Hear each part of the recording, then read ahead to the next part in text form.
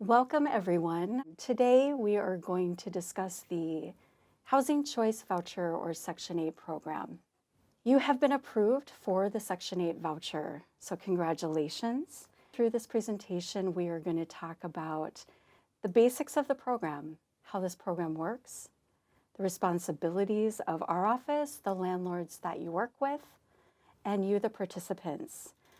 We're going to also review program rules and reporting requirements, the inspection process, as you start searching, some housing search tips, talk about where you can use and live with your voucher, and determine if your housing falls within your rental guidelines, and then we'll summarize the steps of how to use your voucher. In order for this program to work, it takes all three of us to work together: the landlords that you work with, us as a Section 8 office, and you, the participants. Please note that Metro HRA does not have housing for you, and we cannot directly assist you in your housing search.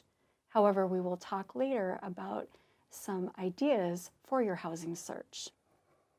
You will pay approximately 30% of your income towards rent and utility costs, and the federal Section 8 voucher will make up the difference up to a certain amount to the private landlords that you work from. The landlords that you rent from, they cannot be a family member of yours, and this program is voluntary. Landlords are not required to work with this program. They can still screen you just like they would any other tenant. Before we begin speaking about the responsibilities of the Metro HRA, the landlords, and you, the tenant, please note that Metro HRA cannot pay your security deposit or your application fees for you. We will determine how much rent you will pay to the owner. We will approve or disapprove any units that you are trying to rent. We will conduct inspections on the property, and we'll talk more about that later. We will make monthly payments to the owner on your behalf, and we also are a neutral agency, meaning we do not represent you or the landlords that you work with. So if you have ongoing disputes with owners, we will refer you to a third party or legal resource. The landlords that you work from, again, they have to agree to work with our program. They have to charge a reasonable rent to you and treat you no differently than they would someone who's not on the program. They need to provide safe, decent, and sanitary housing for you, and they can screen you just like they would any other tenant, meaning they can run your rental history, your credit history, or your criminal background and decide if they want to work with you. Again, this is an opportunity for housing. It is not a guarantee that the landlords will work with you. They also will have a lease that you will sign with them, and they will enforce that lease. So you need to follow the rules of the lease with the owner and the program rules of our program. You, the tenant, you will provide your income and household information to us. You will again search for housing and locate housing in the private market. You will sign leases with the owner, follow the rules of your lease, and pay a portion of your income directly to the landlord each month for rent. You will also report changes to us and provide notice if you want to move. So now we're going to go over in more detail things that you need to report. This information will be found in your briefing packet, pages 56 through 59, and that packet can be found on our website at www.metrohra.org under Tenants and then under Metro HRA Briefing Packet. Any changes in your household size, you must report in writing to the Section 8 office. This can be by fax, email, through your online Assistance Connect account, mailed or dropped off. Birth, adoption, a guest who stays more than 30 days, marriage. Also report any absences from the unit if they are going to be more than 30 days. For example, out of the hospital, a family emergency, away for college, out of the country, custody issues. Also report any changes in your household income within 30 days. As you're out searching for housing during this time, you do not need to wait 30 days to report any changes. Please report changes as soon as possible as you're searching for housing, because any changes in household size or income could affect your voucher size or the amount of your voucher. Also, if you were to be evicted from a property once you're living in a unit with rental assistance, you must provide us a copy of any eviction notice within 15 days. If you want to move in the future from an assisted unit, you must give us a 60-day notice in writing prior to moving out. Again, you can fax, email, upload to your Assistance Connect account, or drop off at our office. You would also want to give proper notice to your landlord as well. We only allow one move in a 12-month period. So we do require that whatever unit you move to, you stay there for 1 year. Even if you want to move to a different apartment in the same building or complex, please note you need to stay in your current unit for 1 year. Also, our office can deny any request to move. We could deny your request to move if you owe our office or the landlord money, if you've not followed the rules of our program, or if you've not been in your assisted unit for 12 months. Other things that we want you to know about our program rules is that you could lose your voucher if you violate any of the following. If you provide false information on this program, if you fail to attend any scheduled meetings or allow us to do an inspection of your property, if you fail to report changes in your household size or income, if you move without giving a proper 60-day notice to our office, or you've not stayed there for 12 months, if you repeatedly violate the rules of your lease that you've signed with the owner, if you're evicted by a court order, engaging in drug-related or violent criminal activity, if you fail to pay your monthly utility bills or damage your home, if you make any side payments to the owner that our office has not approved. We do allow you to pay for optional garages or fees to have a pet, but other side payments under the table we would not allow. If anyone in your household was gone from the unit more than 6 months, we could change how many bedrooms we pay for. And if your entire household was gone from the unit more than 6 months, we would look to close your case. Also, if you owe any money to the HRA office and do not pay it back, or if you were receiving rental assistance in more than one property at the same time. You will be required on an annual basis to do a recertification with our office. We can assist you with this.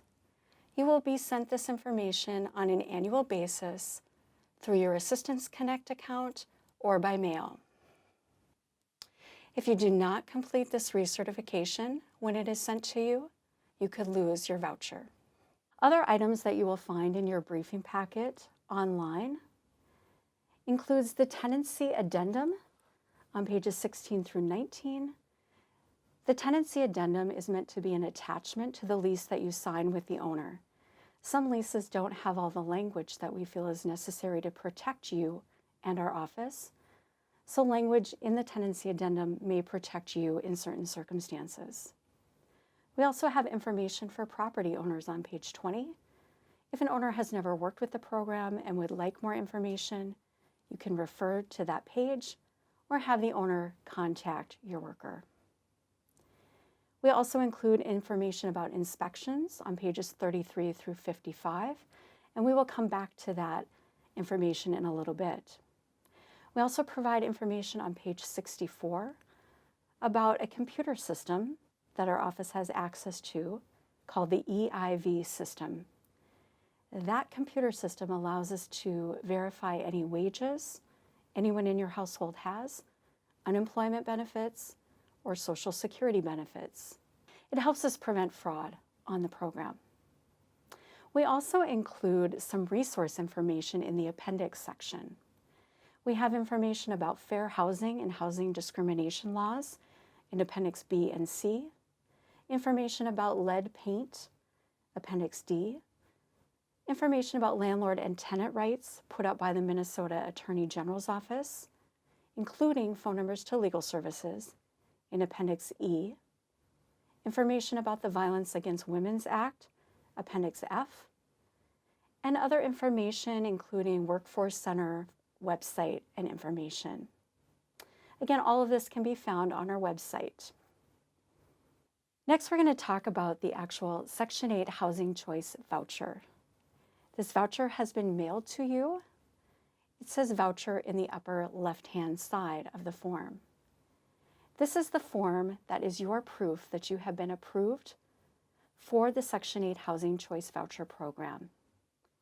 Landlords may want to see this as proof of the program. I encourage you to keep a copy for yourself and have the landlord make a separate copy. In the right-hand corner, you will see your case number or voucher number. That's helpful if you're sending in any documents to reference this voucher number. Below that, you will see your unit size or bedroom size, how many bedrooms we have approved you for based on your household composition. Below that, you will see the issue date, and below that, you will see the expiration date. We are giving all families 6 months to locate and secure housing with the Housing Choice Voucher program. Only those people who are disabled can request an additional extension based on not being able to look for housing or secure housing based on your disability. In the upper right-hand corner, your voucher will also state either this voucher holder is eligible to transfer their assistance or this voucher holder is not eligible to transfer their assistance. This specifically relates to where you can use your Section 8 Housing Choice Voucher. Metro HRA services 96 different communities in the Twin Cities area. You will see on the map all the areas in yellow represent all the communities that Metro HRA services. We work with housing in Hennepin County, except for Bloomington, Minneapolis, Plymouth, Richfield, and St. Louis Park, in Ramsey County, except for the city of St. Paul, in Anoka County, and Carver County. We are also not the Section 8 office for Washington County, Scott County, or Dakota County. The areas that we do not work with are shaded different colors on that map. If you have a voucher that says you are not eligible to transfer your assistance, that means that for your first 12 months, you must use your Section 8 voucher in one of the suburban communities in yellow on that map. After 1 year of using your voucher in one of our suburban communities, then you can take your voucher and go anywhere in the United States, anywhere in the state of Minnesota. If you have a voucher that says is eligible to transfer, that means that you can use your voucher anywhere in the Twin Cities, in the state of Minnesota, or even out of state. You are not required to live for your first year in the yellow shaded communities. If you are a person who has disabilities and you feel that there's a reason related to your disability that you cannot use your voucher in one of our suburban communities, please contact your Section 8 worker. You will need to provide medical documentation as to your need to stay living in a particular community, and that request will be reviewed by a supervisor on a case-by-case basis. The idea of taking your voucher from one Section 8 office to another is called portability. You could take your voucher anywhere to a different Section 8 office, but please note that all the information that we're giving you today is specific to the Metro HRA suburban communities only. If you take your voucher to work with a different separate Section 8 office, your voucher size could change, the amount of your voucher could change, and they could relook at certain eligibility criteria like your criminal background check. So please keep that in mind as you decide where you would like to use your voucher. So there are several things that you need to keep in mind as you're searching for housing. One is, how much rent is the owner charging for the unit? 2, what utilities out of pocket will you, the tenant, be responsible for paying? Added together, that is your total cost. Please take out your utility worksheet that was mailed to you. We're going to go over that now. All Section 8 offices do research to find out what average utility costs are running in the metro area. The numbers on this form represent dollar amounts for what we think you would pay monthly for particular utility costs. This does not represent what your actual costs may be. You will see all the different types of utilities that you want to ask a landlord if you, the tenant, will have to be responsible for. Will you have to be responsible for the heat? Is the heat gas or electric? Your costs will vary depending on the source of the heat. Do you have to pay for your cooking, the stove? Is the stove gas or electric? Do you have to pay for your hot water heating? Is the hot water heater gas or electric? Do you have to pay for your lights? Do you have to pay for water, sewer, or trash? You can use this rental assistance for many different types of housing as long as it fits within your rental guideline. Add up your total cost that we estimate for all of the utilities that you will be responsible for paying. After you've come up with the total for your utility estimates from the utility worksheet, again, add that to the rent that the owner's charging to come up with a total cost. Next, we're going to talk about your goal, or how much you can afford on this program. We also call that your payment standard. If you could take out your Metro HRA payment standard by zip code chart that we sent to you, or you can find this chart online. Each zip code has a particular goal or payment standard. If you do not see a zip code on that chart, it means we do not work with that community. In this example, you see a 1-bedroom for a zip code 55429, and their goal or affordability or payment standard is $930. So when you're looking for a place to live, you need to again determine your unit's total cost, and then you need to see if the total cost is equal to or less than your goal or payment standard. If the total cost, rent plus utilities, is equal to or less than your goal or payment standard, you will pay approximately 30% of your income towards rent and utility costs. If your total cost is above the goal or payment standard, you will pay more of your income to live in that unit. For every dollar that you go above the goal or payment standard, you would pay $1 of your own income, up to 40% of your income. Next, I would like you to take out the budget worksheet that we have sent to you. On that budget worksheet, again at the top, it gives you definitions of what your total cost and what payment standard is. Below that, you will see what we have determined to be 30% of your income and 40% of your income based on the income that we have available. These numbers are filled in on the worksheet for you.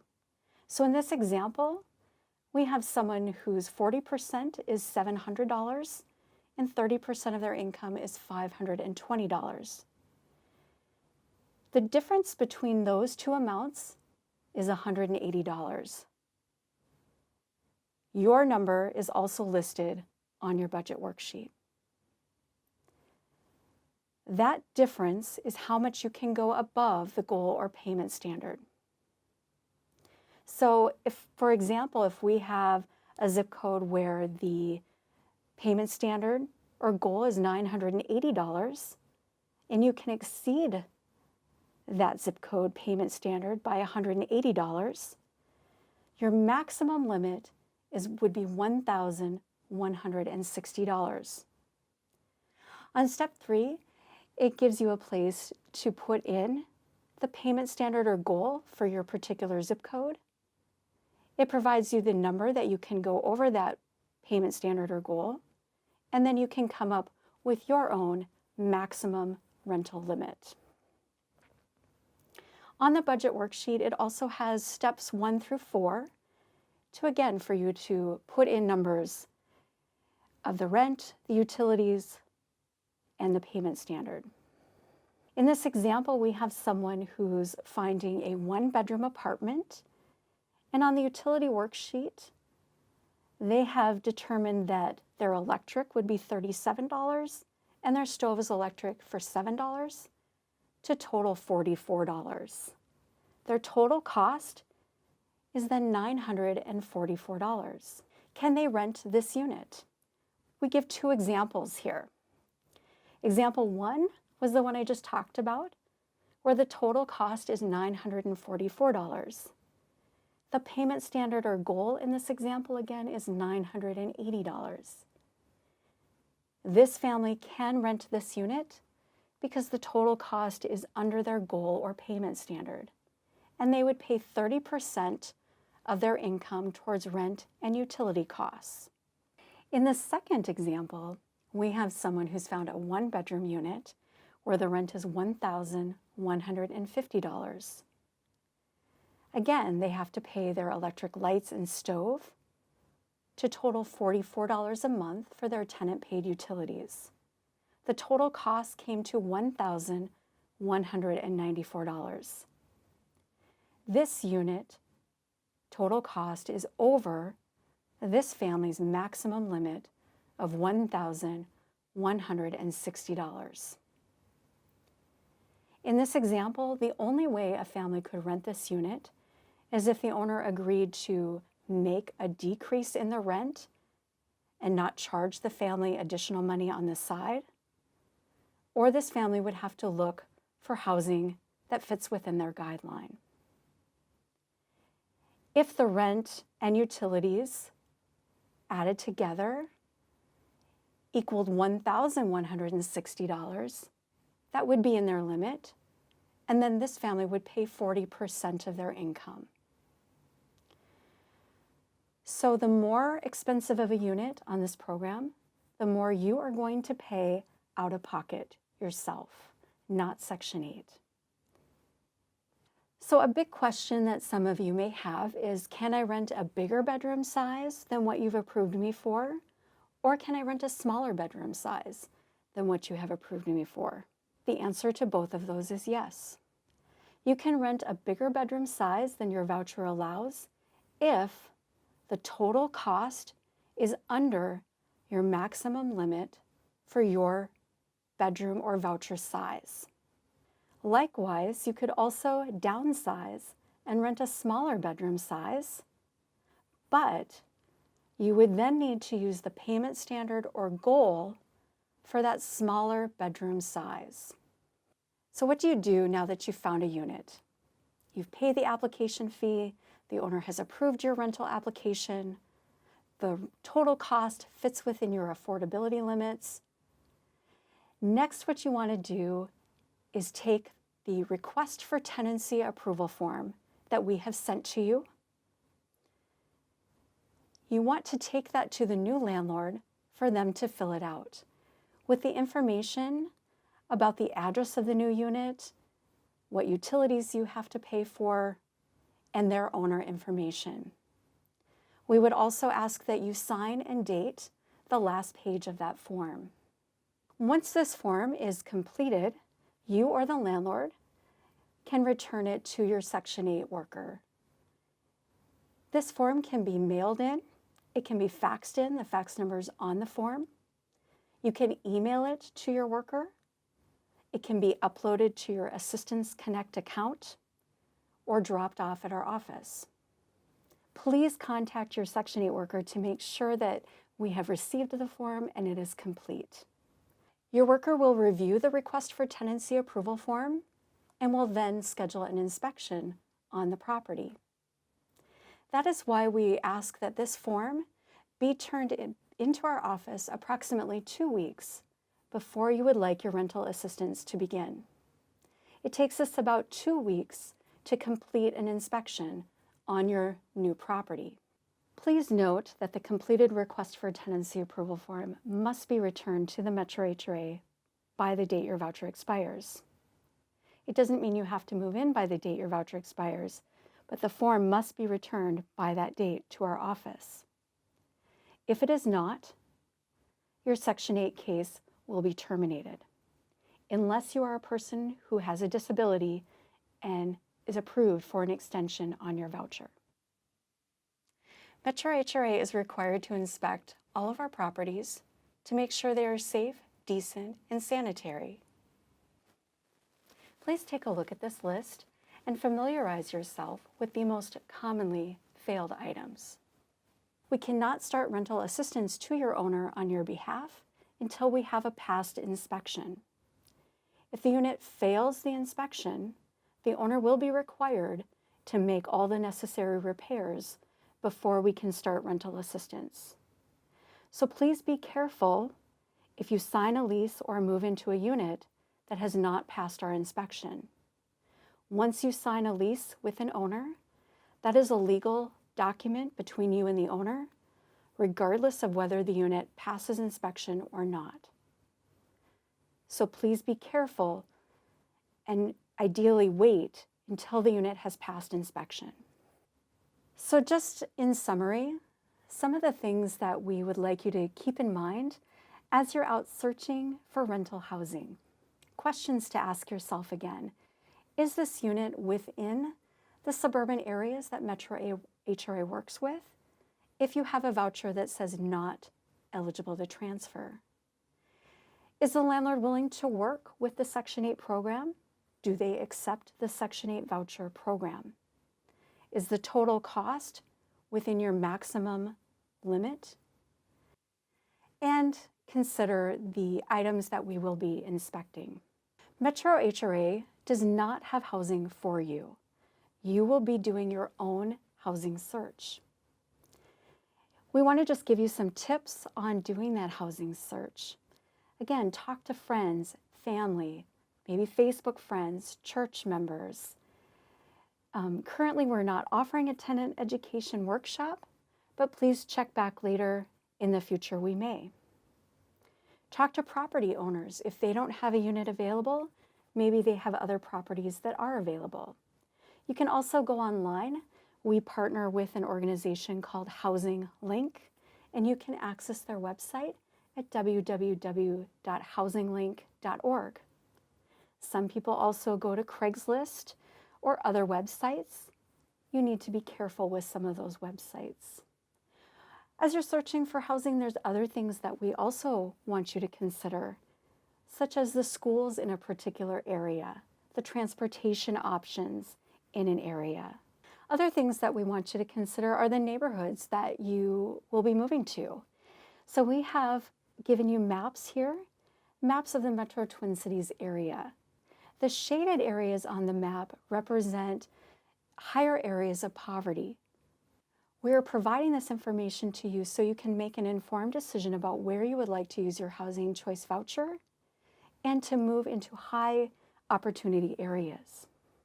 Finally, just a summary of the steps to take to be successful in using your Housing Choice Voucher. Again, we have determined you eligible for this program. We are issuing you the Section 8 Housing Choice Voucher so that you can go and search for housing in the private market. Once you are approved by the landlord, you have the landlord fill out that request for tenancy approval form and return it to our office. Please note that the expiration date of your voucher is the deadline by which the request for tenancy approval form needs to be in. If that request for tenancy approval form is not in by the date your voucher expires, your case will close. So after you submit the request for tenancy approval form, the Metro HRA will schedule an inspection on the property and we will reach out to the landlord to do that. And then the Metro HRA and the landlord will work on paperwork together as organization and landlord. And then after a past inspection, you will sign the lease with the owner, and the owner will send us a copy of the lease. And then our office will start to issue rental payment to the landlord on your behalf. So we know that all the information that we have given you today is very complicated, and we certainly want you to be successful. Thank you for your patience during this presentation.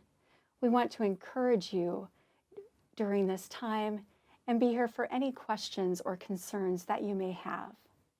Please feel free to contact your HRA coordinator, Melissa Montbryan or Allison Cole. We really want you to be able to take advantage of this program and be successful in your housing search. Thank you.